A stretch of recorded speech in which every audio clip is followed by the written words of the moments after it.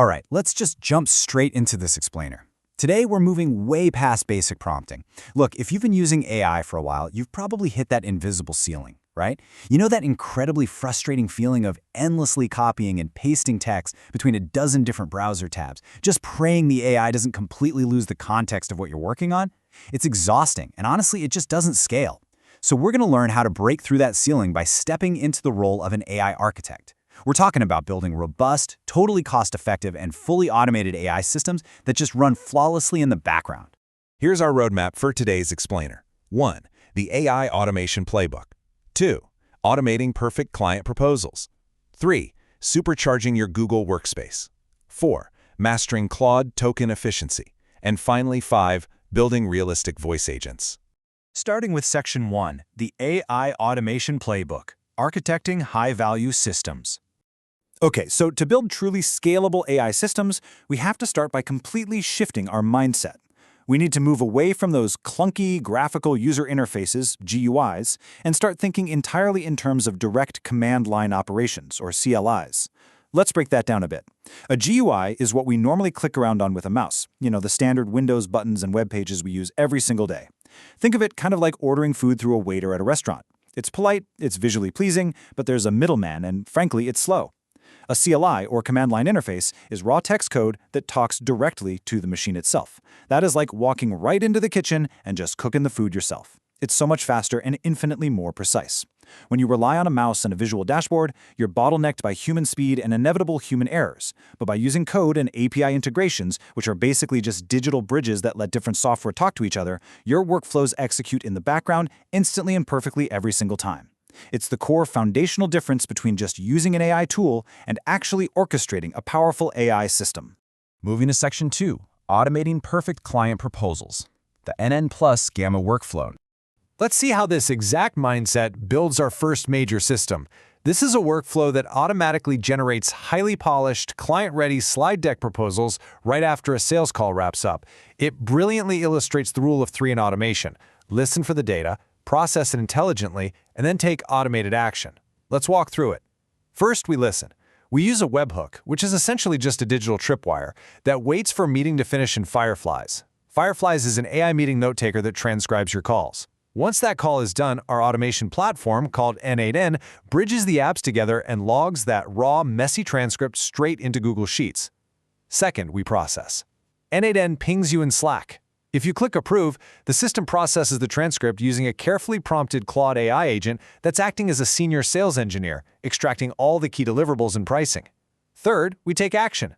That structured, processed text is fired off directly to the Gamma API.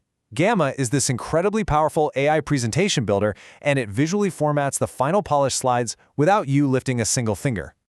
There is such a stark contrast between these inputs and outputs. You start with this messy, totally unformatted text dump directly from an API, and within minutes, they have a beautifully designed, high-converting presentation. Just try to imagine the emotional and business value of this for a second. Picture hanging up a Zoom discovery call, going to grab a quick cup of coffee, and having a custom, beautifully formatted pitch deck sitting right there in your inbox 3 minutes later, completely hands-free. By standardizing the variables dynamically inside your automation software, your AI system handles all the heavy lifting. It saves you literally hours of manual formatting, copying, pasting, and mind-numbing data entry. Section 3, Supercharging your Google Workspace, the power of GWS CLI. Next up, we are bringing that exact same level of back-end automation power directly into your daily driver.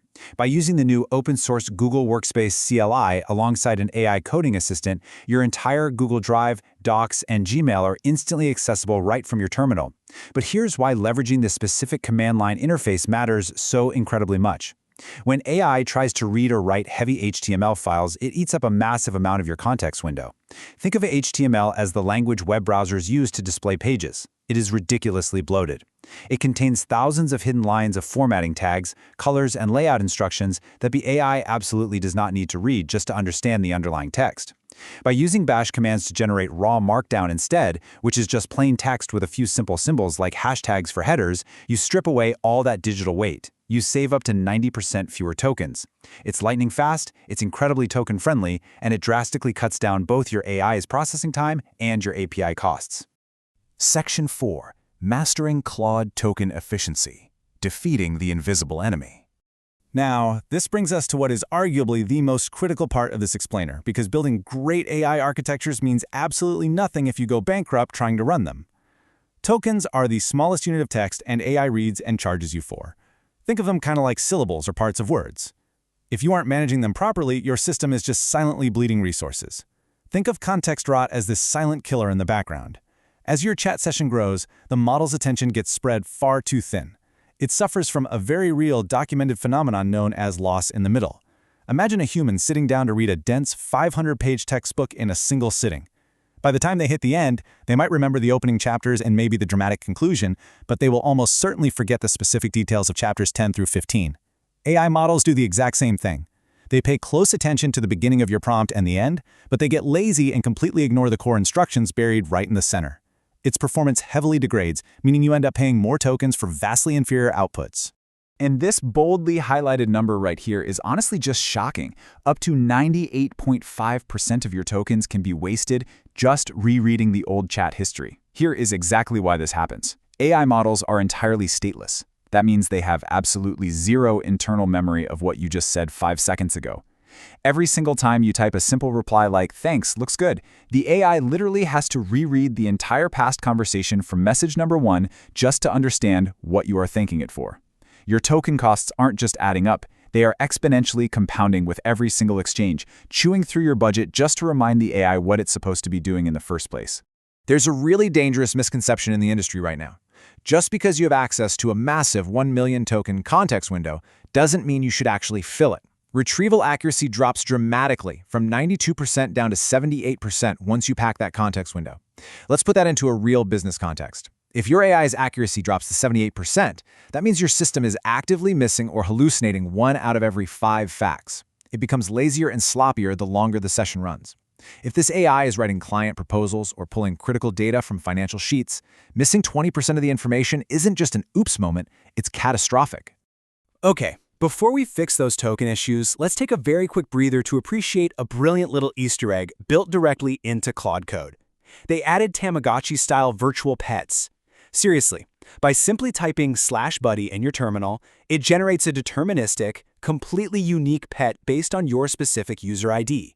Mine is a chaotic common turtle named Vortex. It's completely free, it uses 0 tokens, and it just sits right there in your terminal, silently judging your code.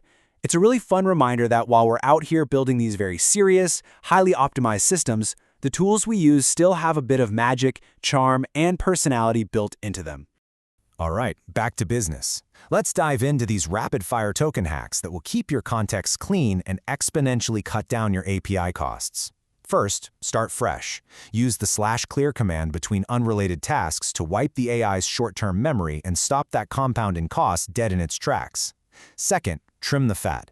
Keep your system instructions, your Claude.md file, incredibly lean.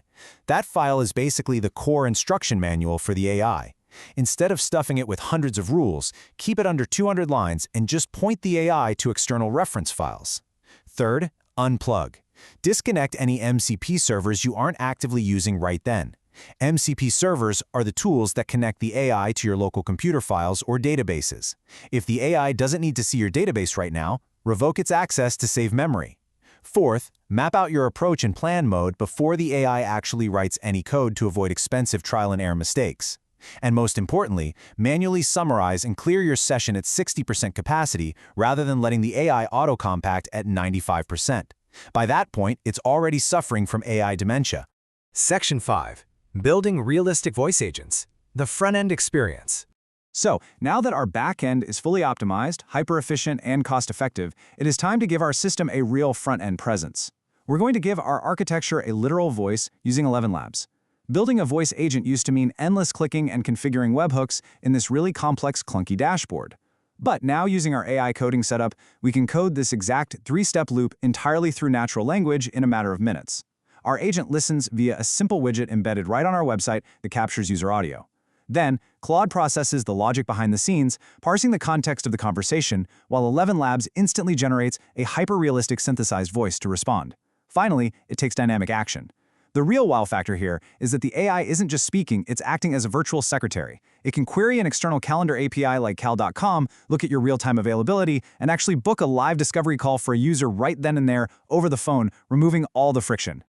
These are the 4 core pillars you absolutely must define to ensure your voice agent actually provides value, rather than just making up facts and frustrating your clients on a phone call. First is the persona.